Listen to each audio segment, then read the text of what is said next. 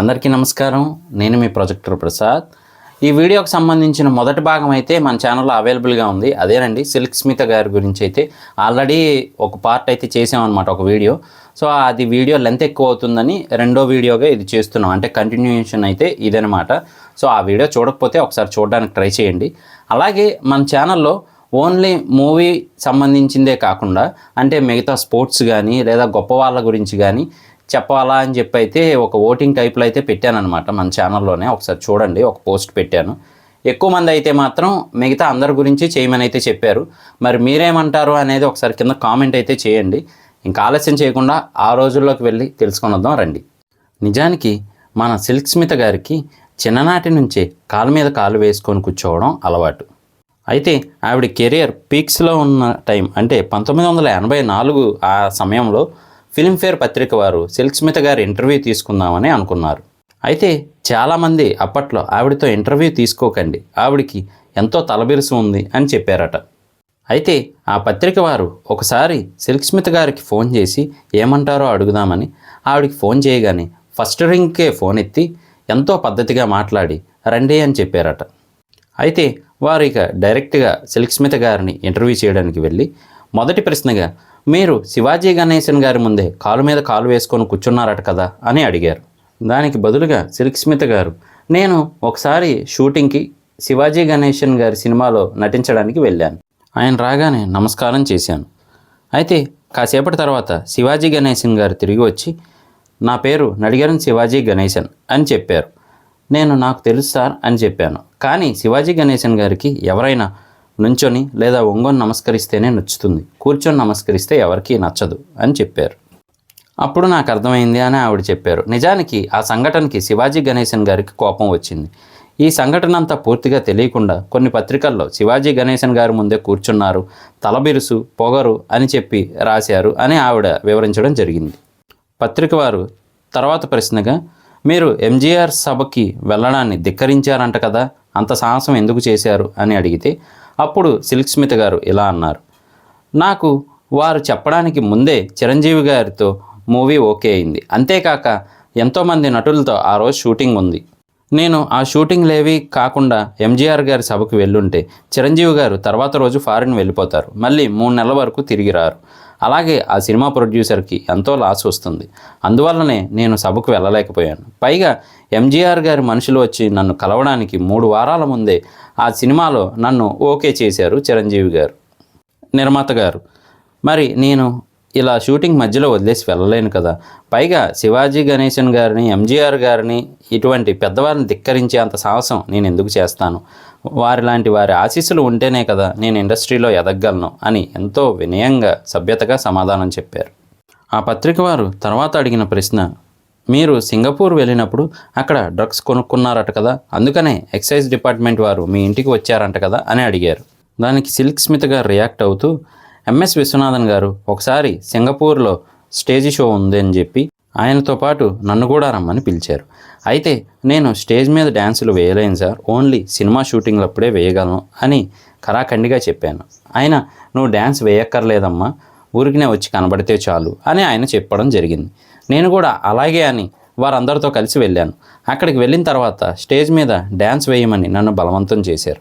అయితే నేను వెయ్యను అని చెప్పడంతో వారి గ్రూప్ అంతా నన్ను వదిలేసి తిరిగి వచ్చేయడం జరిగింది.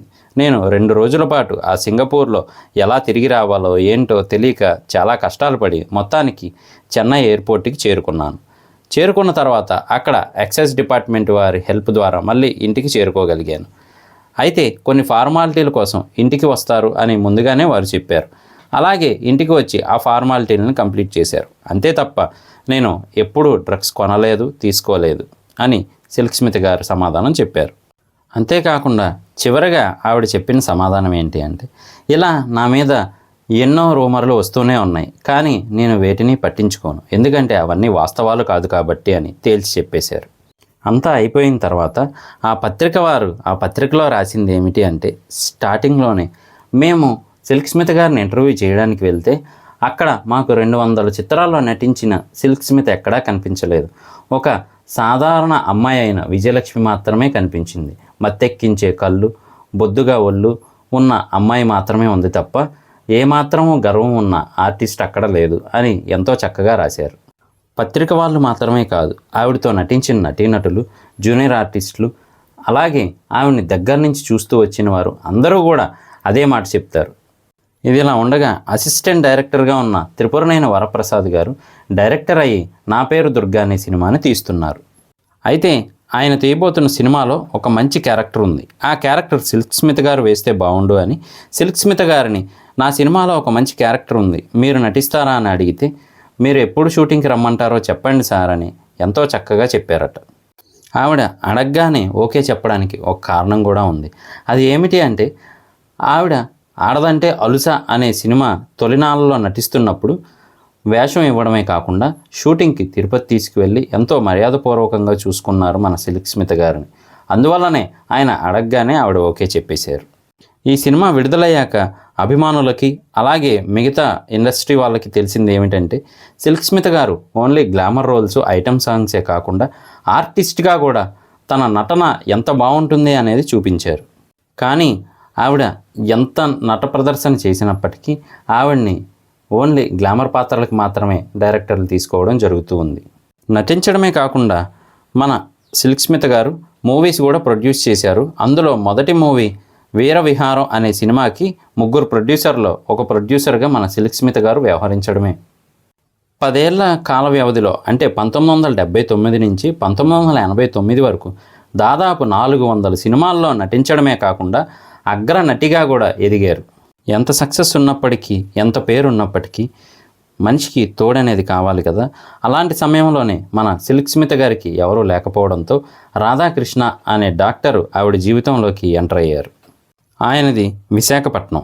ఆయన ఏం చేసేవారు అంటే, ఆవిడ సినిమా షూటింగ్ డేట్స్ అడ్జస్ట్ చేయడం, అలాగే డబ్బు వ్యవహారాలన్నీ చూసుకోవడం చేసేవారు.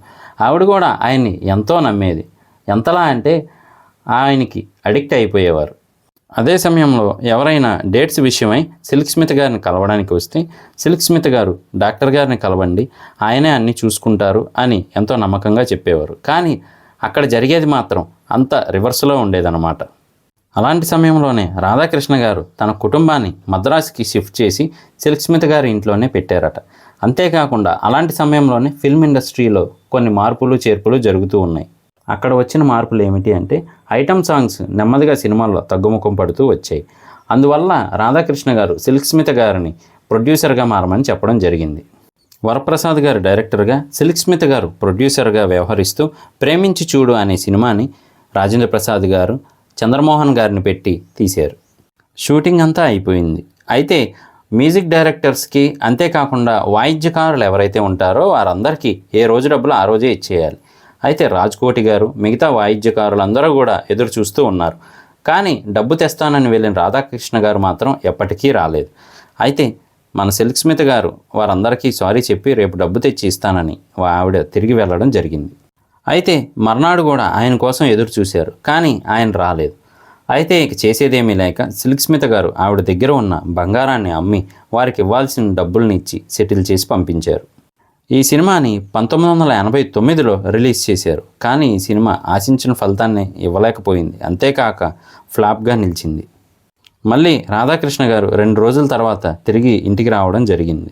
అయితే బ్రహ్మని తలరాత అనే సినిమాని మళ్ళీ మన సిల్క్ స్మిత గారే ప్రొడ్యూస్ చేస్తూ తీశారు. ఆ సినిమా కూడా డిజాస్టర్ అవ్వడంతో చాలా నష్టాలు వచ్చాయి. నష్టాలు రావడం వల్ల ఎంతో అప్పుల పాలైపోయారు.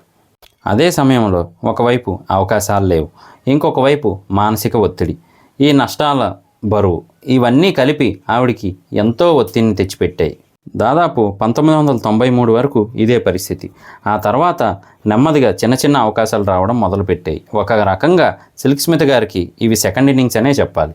ఆ షూటింగ్స్ ద్వారా వచ్చిన డబ్బుని నెమ్మదిగా అప్పులు తీర్చడానికి ఉపయోగించేవారు.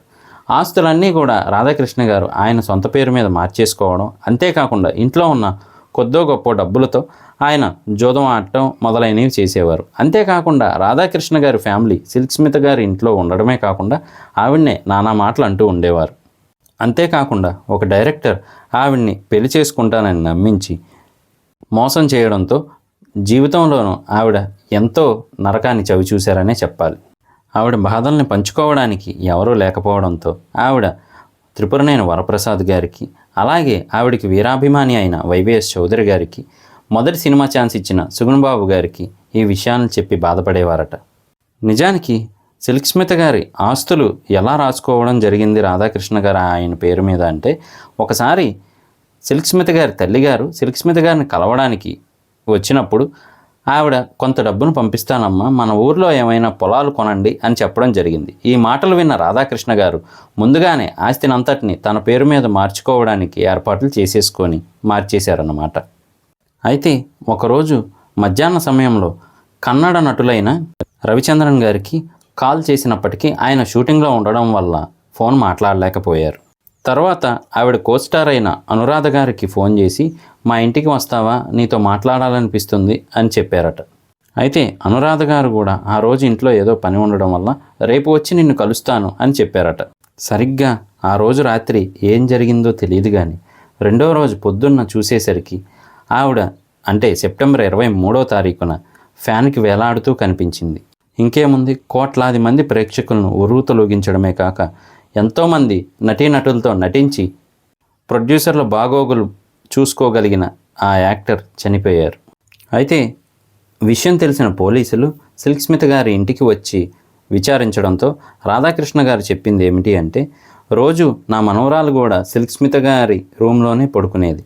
అయితే ఈరోజు 9 గంటలకు నా మనవరాలు సిల్క్ స్మిత గారి డోర్లను గట్టిగా కొట్టడంతో ఏమైందా అని చెప్పి డోర్లు బద్దలు కొట్టి చూస్తే ఆవిడ ఫ్యాన్కి వేలాడుతూ కనిపించారు. వెంటనే మేము ఆసుపత్రికి తరలించినప్పటికీ అప్పటికే ఆవిడ మరణించారని చెప్పడం జరిగింది. నిజానికి మా ఫ్యామిలీకి ఇది తీరం లోటు అని ఆయన చెప్పారు. ఆవిడ రాసుకున్న లేఖ ఆవిడ మంచం దగ్గరే ఉంది, ఇదిగోండి చూడండి అని అది పోలీసులకు ఇవ్వడం జరిగింది. అందులో ఎన్నో దిద్దివేతలు కొట్టివేతలు ఉన్నాయి. అందులో ఉన్న సారాంశం ఏమిటి అంటే, నాకు నా వారంటూ ఎవరూ లేరు, నమ్మిన వారే నన్ను మోసం చేశారు, నా మీద ఎవరికీ ప్రేమ లేదు, నా చుట్టూ ఉన్నవాళ్ళు నాకు మనశ్శాంతి లేకుండా నన్ను చావుదాకా తీసుకువెళ్ళారు, నాకున్న కొంచాన్ని నా కుటుంబానికి పంచవలసిందిగా కోరుతున్నాను, నేను ఒకరిని ఎంతగానో ప్రేమించాను, వాడు నన్ను మోసం చేశాడు, దేవుడు అనేవాడు ఉంటే వాడిని చూసుకోవాలి అని చెప్పారు. రోజు ఆ నరకాన్ని నేను చూడలేకపోతున్నాను, తనకి ఏది నచ్చితే అది చేసేవాడు, ఒకసారి నేను నగలు కొనుక్కుంటే వాటిని పెట్టుకోనివ్వలేదు, నా కష్టం తినని వారు ఎవరూ లేరు, అయినా నా మీద ఎవరికీ విశ్వాసం లేదు, నాకు 5 సంవత్సరాల క్రితం జీవితాన్ని పంచిస్తాను అని చెప్పాడు, కానీ ఇప్పుడు ఇవ్వను అంటున్నాడు. నా జీవితంలో ఎన్నో కష్టాలని మౌనంగా భరిస్తూ వచ్చాను, ఈ లెటర్ రాయడానికి నేను ఎంత కష్టపడ్డానో నాకే తెలుసు. ఇది ఆ లెటర్లోని సారాంశం.